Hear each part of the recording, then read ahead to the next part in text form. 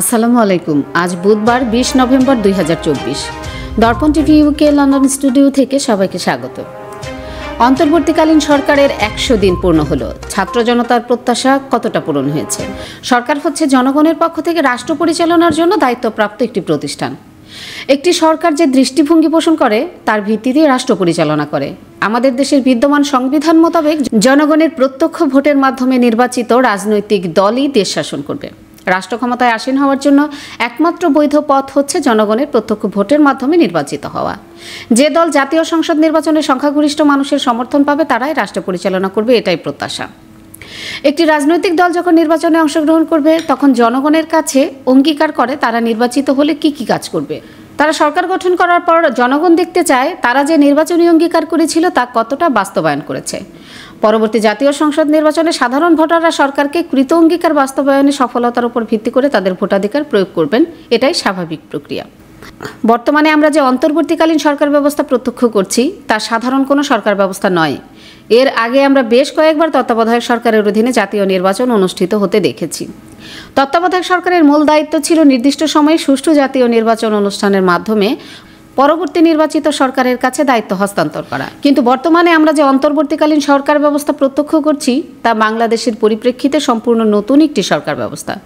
ব্যাপক ছাত্র জনতার অংশগ্রহণে গণ অভ্যুত্থানের মধ্য দিয়ে আগের সরকারের পতন ঘটলে এক বিশেষ পরিস্থিতিতে বর্তমান অন্তর্বর্তীকালীন সরকার রাষ্ট্র পরিচালনার দায়িত্ব গ্রহণ করেছে।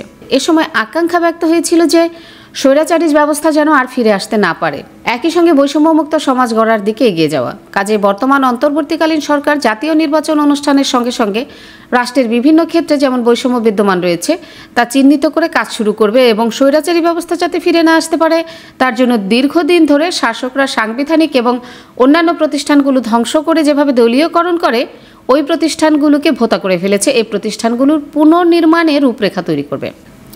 বর্তমানে আমরা যে অন্তর্বর্তীকালীন সরকার প্রত্যক্ষ করছি তা বিপ্লবী সরকারও নয় আবার নিয়মিত সরকারও নয়। কাজে তাদের কার্যক্রমের মধ্যে কিছু সীমাবদ্ধতা থাকবে, সেটাই স্বাভাবিক। তাই বাস্তবতা বুঝেই বর্তমান সরকারকে তার সুনির্দিষ্ট কর্মপরিকল্পনা ঠিক করতে হবে। আমাদের নির্বাচনী ব্যবস্থা পুরোপুরি ধ্বংস হয়ে গেছে।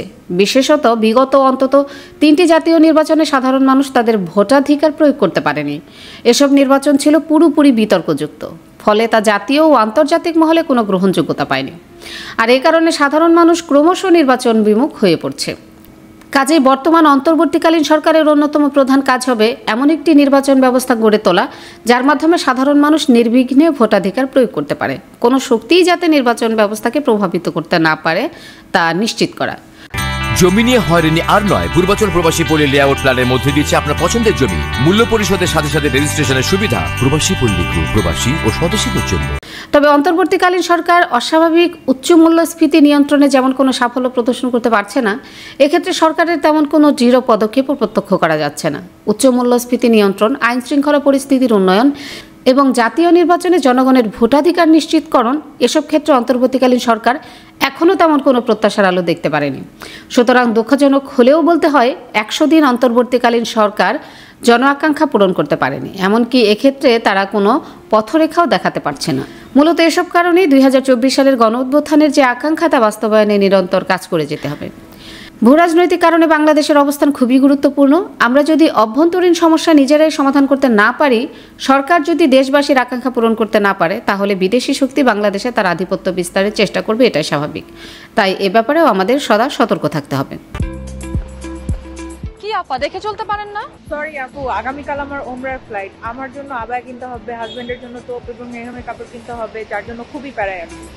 আরে আপু, এটা তো কোনো সমস্যাই না। সালমা আবায়াতে আপনি আপনার পছন্দের সবকিছু এক ছাদের নিচে পেয়ে যাবেন। তাই নাকি? তাহলে তো ভালোই হয়। Salma Abaya House, 118 Whitechapel Road, London E11JE. Are you tired from pedaling a bicycle? Then it's time to get an e-bike. Get an e-bike from JMG Bike and get 6 months free services. JMG Bike. We sell and repair. We also sell bike accessories. Visit our showroom today. Remember, for e-bike, JMG Bike. 24 ঘন্টা সপ্তাহে 7 দিন আকর্ষণীয় exchange রেটে সমগ্র যুক্তরাজ্য থেকে বাংলাদেশে টাকা পাঠান আইএফআইসি মানি ট্রান্সফার ইউকে লিমিটেডের মাধ্যমে। যখনই পাঠাবেন তখনই জমা হবে আইএফআইসি কিংবা দেশের যে কোনো ব্যাংক অ্যাকাউন্ট এবং বিকাশ ও নগদ ওয়ালেটে। মানি ট্রান্সফার করতে সার্বক্ষণিক আছে আমাদের মোবাইল অ্যাপ এবং আপনার নিকটস্থ অনুমোদিত এজেন্ট। বিস্তারিত জানতে কল করুন 020-7247-9670 নম্বরে। আমাদের ঠিকানা 18 Brick Lane, London E1 6RF UK। IFIC money transfer UK limited IFIC ব্যাংকের নিজস্ব প্রতিষ্ঠান। সুপ্রিয় দর্শক, এতক্ষণ আমাদের সঙ্গে থাকার জন্য ধন্যবাদ। আশা করছি দর্পণ টিভি ইউকে ফেসবুক পেজটি লাইক, কমেন্ট ও ফলো করে আমাদের সাথেই থাকবেন। আল্লাহ হাফেজ।